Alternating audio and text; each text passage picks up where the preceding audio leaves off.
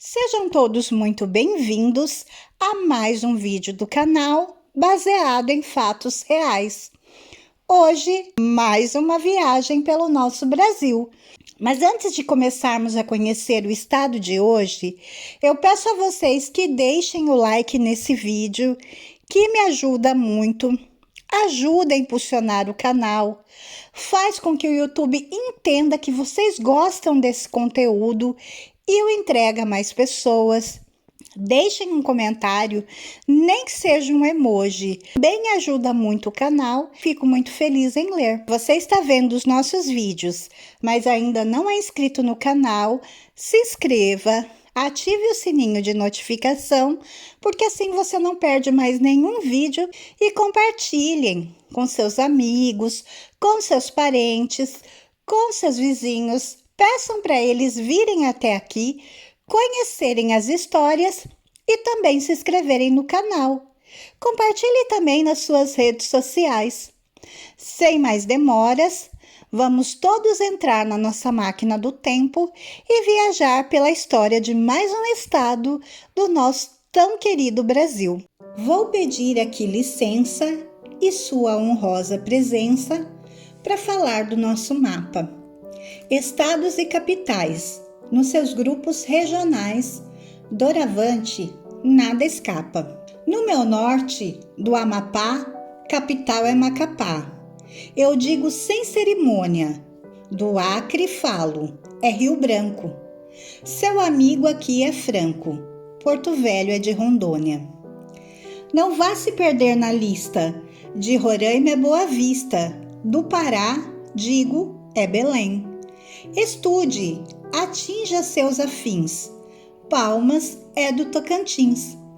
Amazonas, Manaus tem. Vou partir para o Nordeste, terra de cabra da peste. Maranhão é São Luís. Indo em terra nordestina, Piauí tem Teresina, a minha pesquisa diz. Anote por gentileza, Ceará é Fortaleza. Escreva aí que é Natal, do Rio Grande do Norte. Se preciso for, recorte. Decore, é fundamental. Paraíba, João Pessoa. E Bahia, terra boa. Não vacile, é Salvador. Que a cachola não me pife. De Pernambuco é Recife. Acompanhe, por favor. Na cuca já deu um nó? Não desista, é Maceió. De Alagoas, capital. Desse estudo participe, Aracaju de Sergipe, guarde aí para ser o tal. O Sudeste agora é tema, não vai ser muito problema aprender essa lição. Seu mestre não desaponte e lembre, Belo Horizonte, de Minas Gerais, irmão. Vitória, Espírito Santo, Rio de Janeiro, Encanto, a capital não me dá. Seja esperto, agora tente. São Paulo tem igualmente uma capital xará. Para o sul vamos rumar e com certeza gravar. Florianópolis é a de Santa Catarina. Se você se determina, vai ser fácil, tenho fé. Rio Grande do Sul, amigo, Porto Alegre tem, eu digo. Na beira do rio Guaíba, lá embaixo ainda há, no estado do Paraná. Não esqueça, Curitiba. Seu confrade agora avisa, Centro-Oeste finaliza. Não se canse aí, seu moço, o cordel cultura traz. É Goiânia de Goiás, Cuiabá de Mato Grosso. Para tirar a nota azul, do Mato Grosso do Sul, Campo Grande vai dizer. No Distrito Federal, a capital nacional é Brasília, pode crer. Com roteiro concluído, espero ter atingido a meta, inscrito querido, de levar informação. Foi boa a minha intenção. Usei a rima por meio, em versos fiz um passeio, a todos meu abração. Gerson Brito. O estado que nós vamos conhecer hoje é o de Minas Gerais. Mas antes de começar, eu quero pedir desculpa a vocês se por acaso vocês ouvirem algumas vozes, algum barulho. São aqui da cidade onde eu moro, no mês de dezembro ter os desfiles de Natal. E é todo sábado. Tem a banda, como vocês estão ouvindo. Acho que vocês estão conseguindo ouvir. Eles se concentram na rua em frente de casa. Então, é sempre, todo final de semana, sábados e domingos, a gente acorda com eles tocando música de Natal.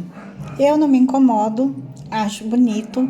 Eu espero que não incomode vocês também. Vocês entendam o porquê do nosso fundo musical de hoje. Vamos então começar a nossa viagem para conhecermos um pouco sobre esse estado tão lindo que é Minas Gerais, que ele limita-se ao sul e sudoeste com São Paulo, ao oeste com Mato Grosso do Sul, a noroeste com Goiás e Distrito Federal, a norte e nordeste com a Bahia, a leste com o Espírito Santo e a sudeste com o Rio de Janeiro. O território é dividido em 853 municípios, a maior quantidade dentre os estados brasileiros.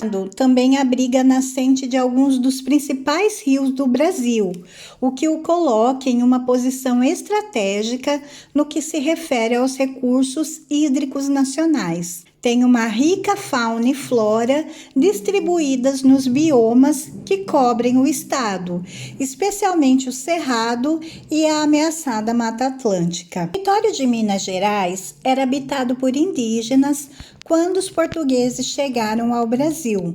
Contudo, ocorreu uma grande imigração para o estado a partir do momento em que foi anunciada a existência de ouro. A extração do metal trouxe riqueza e desenvolvimento para a então província, proporcionando seu desenvolvimento econômico e cultural. Mas o ouro logo se tornou escasso, provocando a imigração de grande parte da população, até que um novo ciclo, o do café, novamente traria a Minas projeção nacional, e cujo fim levou ao processo de industrialização relativamente tardio. Minas Gerais atualmente possui o terceiro maior produto interno bruto do Brasil, sendo que grande parte do total produzido no estado ainda se deve às atividades mineradoras. Tal desenvolvimento também advém de sua notável infraestrutura, como a grande quantidade de usinas hidrelétricas e a maior malha rodoviária do país. Em virtude de suas belezas naturais e de seu patrimônio histórico, Minas Gerais é um importante destino turístico brasileiro. O povo mineiro possui uma cultura peculiar, marcada por manifestações religiosas tradicionais e culinária típica do interior, além de importância nacional nas produções artísticas, contemporâneas e também no cenário esportivo. Parte da história do atual estado de Minas Gerais foi determinada pela exploração de grande riqueza mineral que se encontra em seu território. Seu nome, inclusive, provém da larga quantidade e variedade das minas presentes, que passaram a ser exploradas durante o século XVII e até os dias atuais movimentam uma fração importante da economia do estado. A região onde se encontra atualmente Minas Gerais já era habitada por povos indígenas, possivelmente entre 11.400 a 12.000 anos atrás, período o qual se estima ter se originado Luzia, nome recebido pelo fóssil humano mais antigo encontrado nas Américas, achado em escavações na Lapa Vermelha, uma gruta na região de Lagoa Santo e Pedro Leopoldo, na região metropolitana de Belo Horizonte. Na região dos municípios de Januária, Montalvânia, Itacarambi e Juvenília, no norte do estado, escavações arqueológicas levaram a estimativas de que a ocupação inicial tenha ocorrido entre 11.000 e 12.000 anos atrás.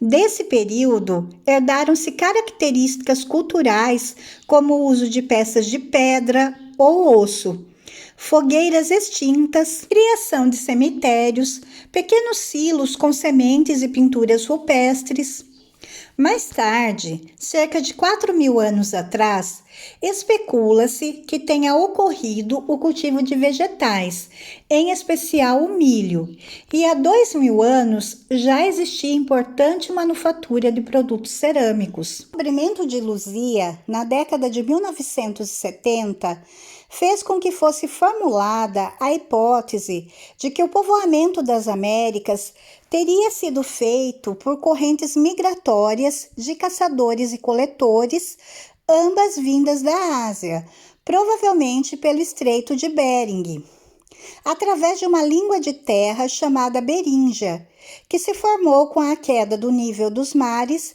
durante a última idade do gelo.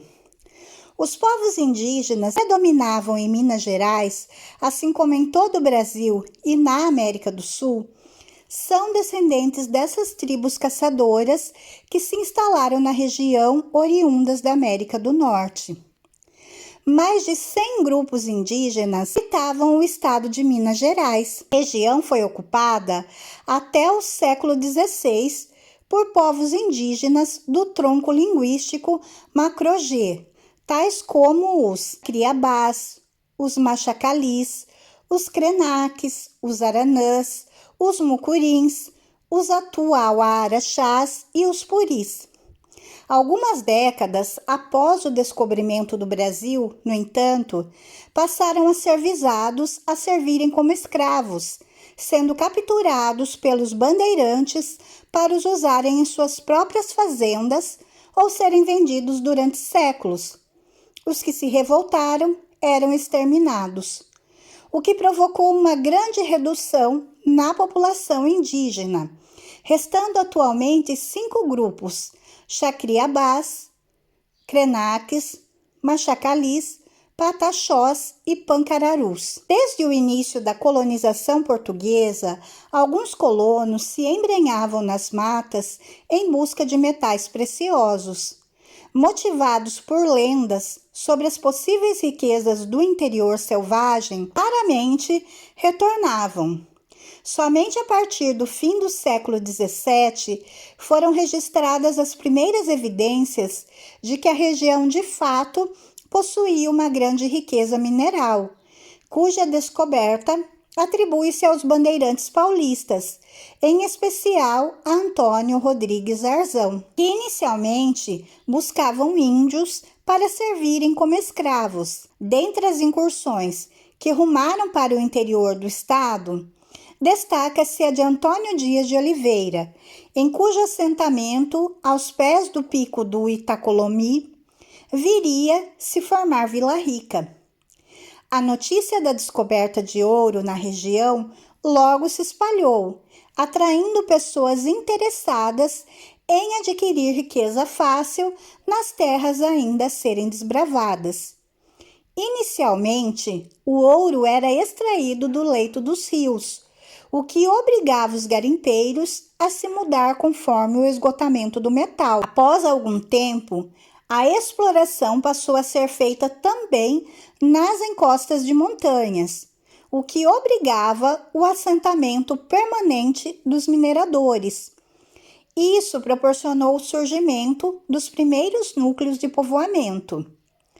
Os paulistas se julgavam proprietários do ouro retirado das minas, alegando direito de conquista, e não queriam que outros se apossassem dessa riqueza. Com isso, em 1708, teve início o primeiro grande conflito da região, uma guerra na qual os emboabas atacaram os paulistas. Esses saíram derrotados do conflito e passaram a buscar por ouro em outras regiões, e o encontraram onde hoje estão os estados de Goiás e Mato Grosso. A imposição da autoridade da coroa portuguesa também contribuiu para o fim do conflito, a partir da criação da Capitania de São Paulo e Minas de Ouro em 1709 e da Capitania de Minas Gerais em 1720. A coroa portuguesa, então, passou a controlar com rigor a exploração de ouro nas minas, recolhendo 20% de tudo que era produzido, o que ficou conhecido como quinto. A população da capitania continuava a crescer, mas existiam até então somente pequenos cultivos agropecuários de subsistência, o que demandava a importação de produtos de outras regiões da colônia. Novos acessos à região passaram a ser criados e o fluxo de pessoas e mercadorias aumentou intensamente, surgindo assim o primeiro grande mercado consumidor do Brasil. Ao longo desses acessos, apareciam povoados, tendo, portanto, papel fundamental no povoamento da capitania. Dentre esses trajetos, destaca-se o Caminho Novo, que ligava as regiões mineradoras ao Rio de Janeiro.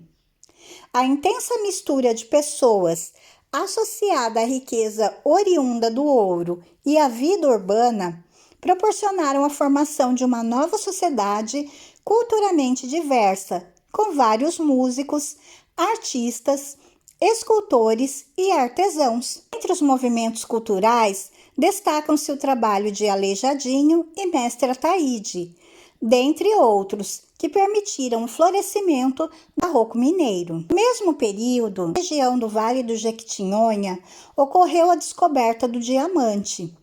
Embora seus descobridores, por décadas, não reconheceram o valor desta pedra preciosa, contudo, a coroa portuguesa, ao reconhecer a produção mineral da região, logo estabeleceu uma forma de cobrar impostos sobre a produção, de forma similar ao quinto do ouro. O principal núcleo de exploração dos diamantes era próximo de onde surgiu o Arraial do Tijuco, que hoje é Diamantina. No auge da exploração do ouro, a mão de obra escravizada era essencial para os grandes proprietários. Dessa forma, intensificou-se o comércio de negros trazidos do continente africano para trabalhar nas minas. Muitos dos negros tentavam e conseguiam fugir, o que provocou o intenso surgimento de quilombos por todo o atual estado. Estima-se que durante o século XVIII surgiram mais de 120 dessas comunidades por toda a capitania. Contudo, tais assentamentos não se encontravam afastados dos centros mineradores, o que facilitava a fuga de mais negros. Existia ainda o comércio de produtos de subsistência entre os negros e comerciantes, que tiravam vantagem do preço mais baixo oferecido pelos quilombolas. No entanto, a partir da segunda metade do século XVIII, a produção aurífera dava sinais claros de declínio. Para manter a arrecadação, a coroa portuguesa passou a aumentar os impostos e a fiscalização na colônia, além de criar a derrama, uma nova forma de imposto que garantiria seus lucros. As regiões auríferas passaram a ficar cada vez mais escassas e os colonos não mais podiam arcar com tais impostos, levando o governo lusitano ao confisco de suas propriedades. Tais ações, consideradas abusivas, trouxeram profunda insatisfação entre a população mineira. Então, influenciados pelos ideais do iluminismo que surgira na Europa e se espalhavam pelo mundo ocidental, as elites mineradoras passaram a conjecturar um plano com o objetivo de criar uma nova república na região de Minas Gerais. A Revolução estava marcada para acontecer em 1789, quando ocorreria uma nova cobrança da derrama. Dentre os líderes do movimento estavam os poetas Cláudio Manuel da Costa e Tomás Antônio Gonzaga, o padre Carlos Correia de Toledo e Melo, o coronel Joaquim Silvério dos Reis e o alferes Tiradentes. Contudo, a cobrança da derrama foi revogada pelas autoridades lusitanas. Ao mesmo tempo, tinha-se a investigação por parte da coroa sobre o movimento de insurreição que estaria para acontecer. Em troca do perdão de suas dívidas, Joaquim Silvério dos Reis delatou todo o plano dos Inconfidentes, o que levou à prisão de vários de seus companheiros antes que a insurreição acontecesse. Como boa parte dos membros dos movimentos tinham forte ligação com a elite, poucos foram de fato condenados. Como Tiradentes era de origem popular, toda a responsabilidade do movimento foi atribuída a ele. Como forma de reprimir outros movimentos, a coroa portuguesa realizou o enforcamento e o esquartejamento do alferes, e partes de seu corpo foram espalhadas por vias de acesso da capitania. Até então, a maior parte da população da capitania concentrava-se nos núcleos urbanos e nas proximidades da região mineradora. Contudo, o esgotamento das jazidas auríferas e de diamantes levou à diáspora da população urbana, que se deslocou para outras regiões. Os desbravadores passaram a criar novas fazendas por outras regiões do atual estado. Erguiam capelas, onde posteriormente surgiam arraiais e vilas. No início do século XIX, houve uma intensa criação de vilas, freguesias, distritos e municípios. Isso contribuiu para a expansão e povoamento do território mineiro, expandindo suas fronteiras para o norte, adquirindo partes das províncias de Pernambuco, para leste, adquirindo áreas do Espírito Santo, e para o oeste, anexando a região do Triângulo Mineiro, pertencente a Goiás. A população mineira passou a ser predominantemente rural, e as cidades do ouro ficaram cada vez mais vazias, o que teve grande influência na cultura e na política da província. Durante o período imperial, teve duas mobilizações importantes da população. A primeira delas foi a sedição militar de 1833, um movimento sem consistência que queria o retorno de Dom Pedro I ao país, mas foi logo abafado pelo governo provincial. Outro grande movimento foi a Revolução Liberal de 1842. No Brasil Império, as forças políticas estavam divididas essencialmente entre liberais e conservadores. Quando Dom Pedro II atingiu a maioridade em 1840, o Partido Conservador assumiu o poder, o que provocou a revolta dos liberais. Tiveram início, então, conflitos armados na província de São Paulo, que ganharam a adesão dos liberais mineiros em 1842. Com a participação inicial de 15 dos 42 municípios existentes na época, para conter os revoltosos, o governo imperial enviou guardas nacionais e unidades do exército, que iriam prender os líderes do Partido Liberal. Transcorreram vários conflitos durante mais de 2 meses, até que o movimento foi finalmente abafado por completo. Os líderes foram julgados e absolvidos 6 anos depois. Durante a segunda metade do século, surgiram os primeiros avanços no setor industrial em Minas. No campo siderúrgico, começavam a aumentar a produção e manufatura do ferro. Surgiram várias fábricas de produtos têxteis, laticínios, vinhos, alimentos, cerâmicas e louças. Contudo, as atividades agropecuárias dominavam a economia da época, sendo voltadas principalmente para a subsistência, desfavorecendo o crescimento econômico da província. A mão de obra era predominantemente escrava, provenientes dos que restaram das atividades mineradoras.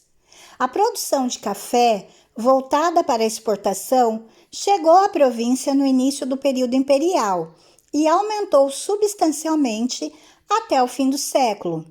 Porém, a produção paulista sempre foi excessivamente maior e fatores administrativos, culturais e econômicos desfavoreceram o desenvolvimento da agricultura mineira na época. Em 1889, tem início o período da República Velha no Brasil, que foi comandado inicialmente por presidentes militares. Somente em 1894 houve a eleição do primeiro presidente civil do Brasil, dando início ao período da República Oligárquica.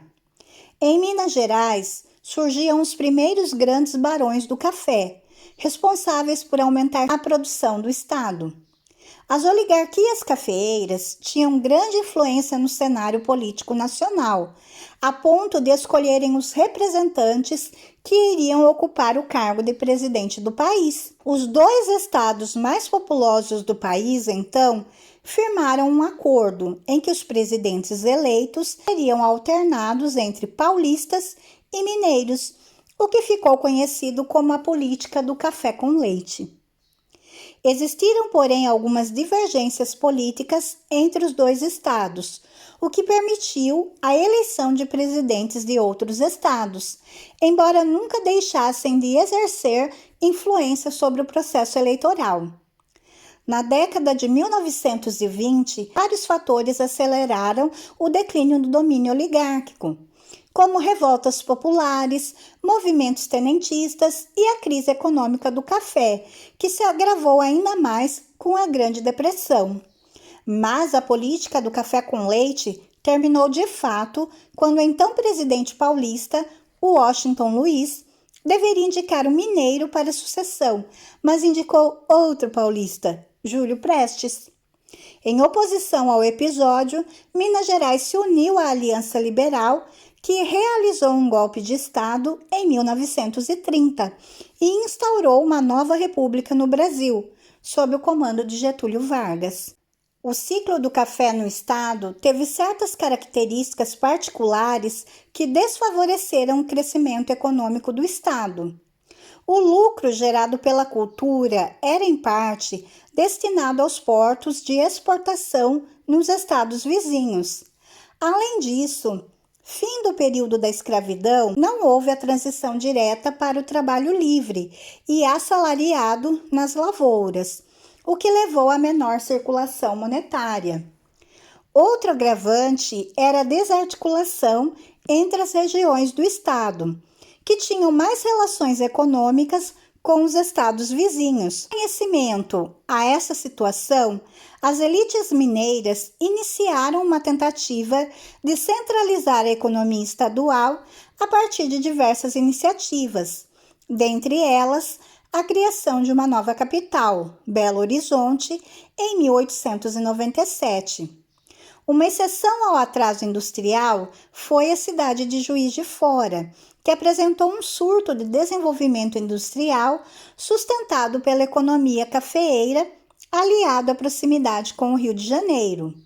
Contudo, tal desenvolvimento durou até 1930, quando a competição com os outros grandes centros industriais do país levou à estagnação e posterior declínio do parque industrial da cidade. O projeto de desenvolvimento mineiro estava pautado por duas orientações. A primeira delas incluía a diversificação produtiva, em que se pretendia a criação de uma forte agricultura capaz de sustentar o desenvolvimento industrial. A outra estratégia envolvia o aproveitamento dos recursos naturais do estado para realizar a especialização produtiva com a produção de bens intermediários. Através das primeiras décadas do século XX, o plano foi sendo gradualmente implementado com diversas iniciativas, como a criação da cidade industrial de Contagem em 1941. Contudo, o avanço foi prejudicado por conta de problemas logísticos, como a falta de energia e de uma rede eficiente de transportes. A partir do fim da década de 40 e ao longo da década de 50, no entanto, Minas passa por um importante processo de transformação que visa sanar os problemas que barravam o desenvolvimento mineiro, principalmente durante o período do mandato de Juscelino Kubitschek como governador, anteriormente como presidente da República.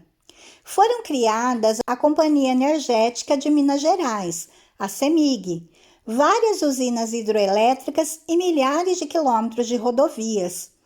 Um importante setor industrial que se desenvolveu nesse período foi o metalúrgico, sustentado pela exploração do ferro na região central do estado.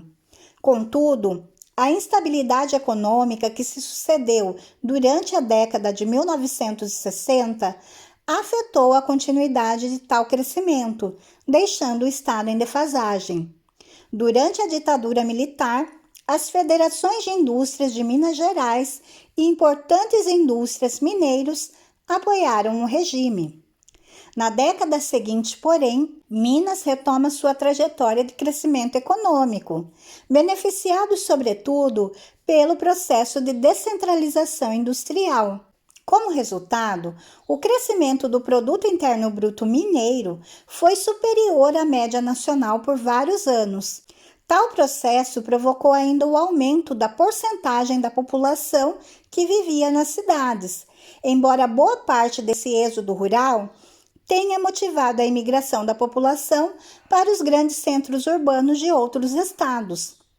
Na década de 1980, o crescimento econômico mineiro sofre uma nova descontinuidade por conta da crise econômica generalizada pela qual o país passava. Mesmo assim, o crescimento mineiro ainda foi superior à média nacional. A partir da década de 90, o estado apresentou baixo dinamismo econômico, seguindo a tendência nacional. A partir de então, Minas se consolida na economia nacional como o terceiro maior PIB do país e se mantém na posição até hoje. O estado, segundo dados de 2012, é o terceiro que mais exporta no país, sendo responsável por quase 13% dos produtos vendidos ao exterior, e ele fica atrás apenas de São Paulo e Rio de Janeiro. A pauta da exportação do estado, no entanto, é muito concentrada e é baseada em produtos primários, principalmente o minério de ferro, café, o ferro-ligas e ouro. Das culturas do estado, o café foi o que teve a maior participação no que se refere ao valor da produção agrícola estadual, chegando a 40% em 2011. Em 2017, Minas respondia por quase 55% da produção nacional total de café, sendo, portanto, o maior produtor do país. A região sul do estado é a principal origem do café mineiro, onde é cultivado em sua maioria a variedade arábica. A religiosidade tem uma influência marcante nas principais manifestações culturais do povo mineiro, principalmente nas festas folclóricas. Dentre as tradições presentes no estado, destacam-se o congado, que reúne danças herdadas dos costumes africanos, difundidos pelos escravos, com as tradições católicas dos colonizadores. As comemorações da Folia de Reis celebram desde o nascimento de Jesus até a visita dos 3 Reis Magos, através de procissões e visitas às casas. O Bumba Meu Boi, que simboliza a morte e renascimento do boi, a festa do divino, em homenagem ao Divino Espírito Santo, as cavalhadas, representando os combates e guerras travadas entre mouros e cristãos, a dança de São Gonçalo e as quadrilhas nas festas juninas. Está presente em diversas regiões de Minas Gerais, com produção baseada em pedra-sabão, cerâmica, madeira, fibras vegetais, argila, prata e estanho. Em Tiradentes, destacam-se os objetos em prata. Na região do Vale do Jequitinhonha, são feitas peças em madeiras e principalmente cerâmica. Em Ouro Preto, Congonhas, Mariana e Cerro, há considerável presença dos trabalhos em pedra-sabão. Em Ouro Preto e Viçosa, são produzidos utensílios com cobre e outros metais. E em todo o estado são encontrados bordados, trançados em talas, bambus e fibras têxteis, crochês e tricôs, além da madeira. Na cozinha mineira, por sua vez, a carne de porco é muito presente, sendo famosos o tutu com lombo de porco, a costelinha de porco e o leitão à pururuca. Também são apreciados a vaca atolada, o feijão tropeiro com torresmo, a canjiquinha com carne de boi ou porco, linguiça e couve, o frango ao molho pardo com angu de fubá, o frango com quiabo, ensopado e arroz com pequi. E também são famosos os doces mineiros, especialmente o doce de leite, a goiabada e a paçoca. O pão de queijo, os queijos e o seu modo artesanal de preparo e o café também estão entre as principais referências da cozinha mineira.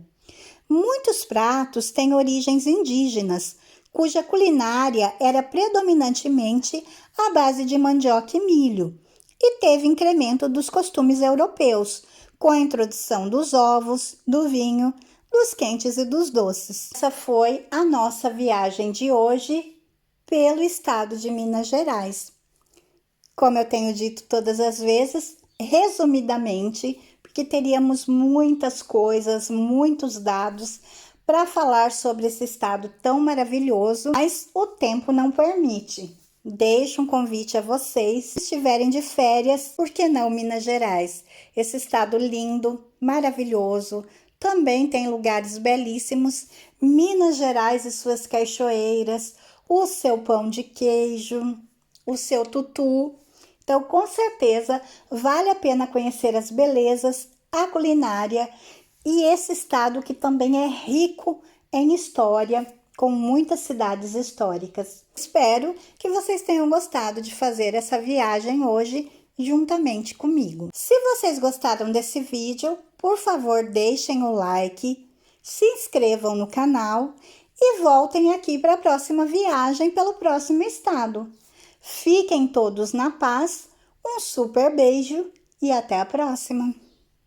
As montanhas sinuosas cortam o horizonte num belo horizonte de cores naturais, de águas cristalinas que jorram da fonte dos olhos das meninas das Minas Gerais.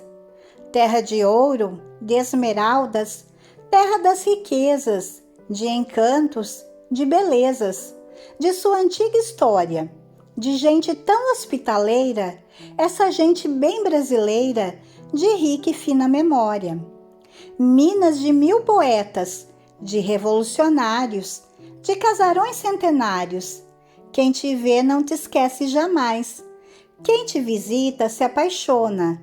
Quem nasce aqui não te abandona e canta: ó, Minas Gerais!